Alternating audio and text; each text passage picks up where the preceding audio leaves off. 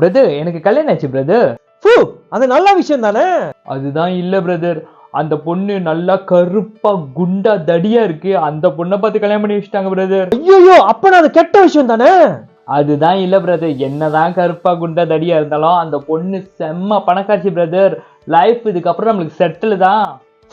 அப்ப அது நல்ல விஷயம் தானே.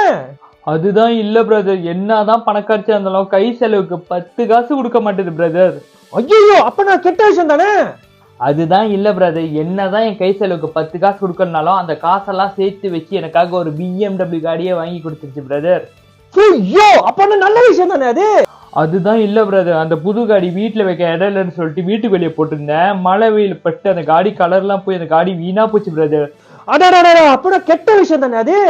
அதுதான் இல்ல பிரதர், அந்த காடி வீணா போறதுக்காக என் வைஃப் எனக்காக இன்னொரு பங்களா ஹவுஸே வாங்கி கொடுத்துச்சு பிரதர். நல்ல விஷயம் தானே அது.